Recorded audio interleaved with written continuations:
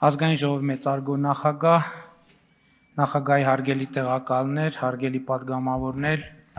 կառավարության հարգելի անդամներ, սիրելի ժողովուրդ։ 2026 թվականի հունիսի 7-ին Հայաստանի Հանրապետության ժողովուրդը քվեարկել է իրական Հայաստանի գաղափարախոսության օգտին։ Ընտրությունների այս արդյունքը պատմական է, որովհետև վերաձևակերպում է Հայաստանի Հանրապետության գործառույթային նշանակությունը։ 1990 թվականին Հայաստանի Հանրապետության անկախության հռչակման հիմքում դրված էր այն փիլիսոփայությունը, թե պետությունը մեզ հարկավոր է պատմական արդարությունը վերականգնելու եւ այս ընկալումը արտահայտվել էր Ղարաբաղյան շարժմամբ։ Իրական Հայաստանի գաղափարախոսությունը արձանագրում է, որ Հայաստանի Հանրապետության գործնական միակ նշանակությունը իր միջազգայինորեն ճանաչված 29743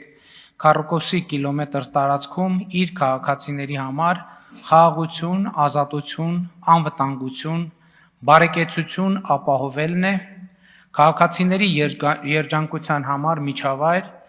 ինչպես ժամանակակից կյանքում ընդունված է ասել, էկո համակարգ ստեղծելը,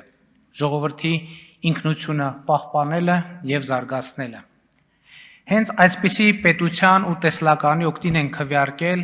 Հայաստանի Հանրապետության քաղաքացիները 2026 թվականի հունիսի 7-ին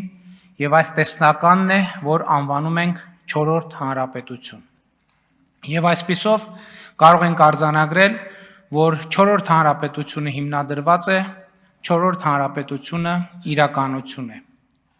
Այն, որ հենց խաղաղ կյանքի պետությունն է, մեր ժողովրդի ակնկալիքը, ինձ համար ակնհայտ է դառնում 3-րդ հանրապետության պատմության հետահայաց վերլուծության։ 2021 թվականին, օրինակ, այն պայմաններում,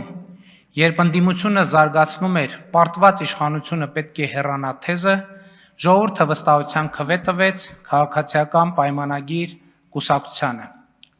Մինչդեռ 1994 թվականից ի վեր պատերազմում հաղթանակի թեզով կամ որպես հաղթական առաջնորդ հանդես եկած նախկին նախագահներից որևէ մեկը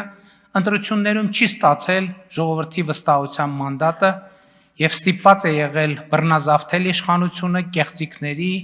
ուժի կիրառման եւ կամ սպանությունների ու ահաբեկումների միջոցով։ Այդպիսի մի փորձ էր, որ 2018 թվականին պսակվեց հեղափոխությամբ։ Այս ամենը մեկ բանի նշան է, որ մեր ժողովուրդը շատ ավելի վաղ է գլխի ընկել, որ Ղարաբաղյան հակամարտությունը թակարդ է եւ առանց այս փաստի հետ առերեսվելու հնարավոր չէ ունենալ իրապես անկախ պետություն, որտեղ կարելի լինի ազատ, անվտանգ եւ բարեկեցիկ կյանքը։ Այնուամենայնիվ, ինչպես հաճախ պատահել է մեր պատմության մեջ, ժողովրդի այս ձգտումները քաղաքական ձևակերպում չեն ստացել, որովհետև մեր պատմական ավանդույթը հոգևոր քաղաքական վերնախավերից ժողովրդին գաղափարներ պարտադրելն է եւ ոչ թե ժողովրդի ցանկություններից ու ձգտումներից քաղաքական գաղափարներ ու հայացքներ դուրս բերելը։ Եվ այս ավանդույթը շարունակվել է մինչև 2018 թվականի ժողովրդական ոչ բռնի Թավշյա հեղափոխությունը։ Հեղափոխության առանցքային արդյունքը պիտի լիներ այն, որ քաղաքականությունների ու քաղաքական հայեցակարգերի ձևավորման վրա ժողովրդի ազդեցությունը մեծանար։ Այս երևույթը նախ ինտուիտիվ արտահայտություններ գտավ, ապա եւ ավելի ու ավելի հաստատուն եւ համակարգված տեսք ստացավ եւ այսօր այստեղ տեղի ունեցողը հենց դրա արտահայտությունն է։ Եվ հետեւաբար ինձ համար մեծ պատիվ է ազգային ժողովից ներկայացնել կառավարության 2026-2031 թվականների ծրագիրը, որով թևակողում ենք 4-րդ հանրապետություն։ Ինձ համար մեծ պատիվ է ներկայացնել կառավարության ծրագիրը, որը հիմնված է իրական Հայաստանի գաղափարախոսության վրա։ Ինձ համար մեծ պատիվ է կառավարության ծրագրի ներկայացման այս առիթով վերահաստատել իմ կառավարության եւ կառավարող մեծամասնության նվիրվածությունը 2018 թվականի ժողովրդական ոչ բռնի թավշյա հեղափոխության օրակարգին, որը 2026-2031 թվականներին պետք է հասնի իր լրումին։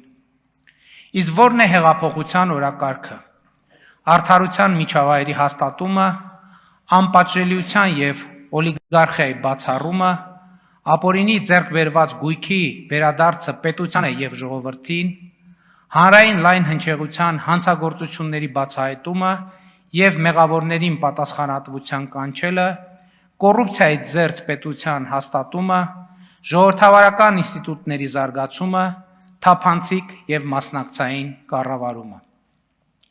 Այս բոլոր ուղղություններով 2018 թվականից ի վեր Հայաստանում էական զարգացումներ են տեղի ունեցել, բայց այնուամենայնիվ այդ օրակարգը անկատար է մնացել երկու հիմնական պատճառով։ Պատճառներից մեկն այն է, որ COVID-ի համաճարակից ի վեր Հայաստանի ղեկավարումը ստանձնած հեղափոխական թիմը ստիպված է եղել զբաղվել ճգնաժամային կառավարմամբ, եւ նրա ուշադրության եւ էներգիայի մեծ մասը կենտրոնացած են եղել հենց ճգնաժամային օրակարգերի վրա։ Երկրորդ եւ ոչ պակաս կարևոր պատճառը արտաքին եւ ներքին զարտուղի ազդեցություններն են մեր երկրի ինստիտուտների եւ նրանց գործունեության վրա։ Բայց ի հետյուկս այս ամենի մենք ի վիճակի ենք եղել իրականացնել ինստիտուցիոնալ բարեփոխումներ, որոնք վստահություն են տալիս, որ ի վերջո հեղափոխության կիսատ մնացած օրակարգը լրումին կհասնի, որովհետև այդ օրակարգի իրացումը ընթանում է ամբողջ ծավալով, այսօր է ընթանում։ Ապօրինի կերպով ձեռք բերված գույքի վերադարձի համակարգը արդեն իսկ գործում է լիարժեք կերպով։ Պետական եւ համայնքային շահերի պաշտպանության համակարգին զուգահեռ եւ արդեն իսկ շուրջ 304 միլիարդ 182 միլիոն դրամի գույք եւ դրամական միջոցներ են վերադարձվել պետությանը։ Սրանից բացի Հայաստանի Հանրապետությունը մասնաբաժին ունի Զանգեզուրի պղնձամոլիբդենային կոմբինատում, Ամուլսարի նախագծում, Viva Armenia-ում։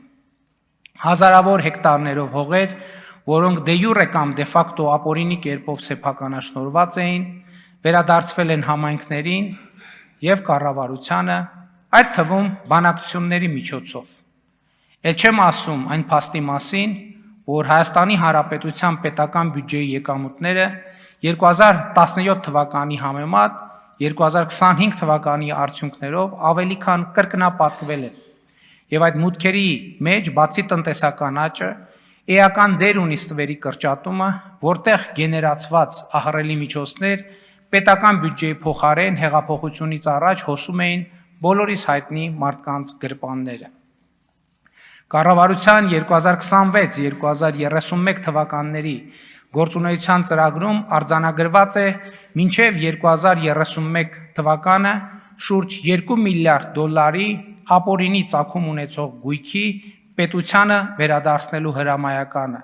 եւ այն պրոցեսները, որ տեղի են ունենում Հեցի, Արարատ ցեմենտի, Ծաղկածորի ճոպանողու շուրջ վստահություն են տալիս, որ այս խնդիրը ի վերջո կլուծվի, ընդգրկելով ապօրինի ծագում ունեցող գույքի ավելի մեծ շրջանակ։ Այս գործընթացը ի դեպ կարևոր է ոչ միայն նախորդող շրջանի կոռուպցիայի հետևանքները վերացնելու, այլև կոռուպցիայի կանխարգելման եւ կոռուպցիայի զերծ պետության տեսլականը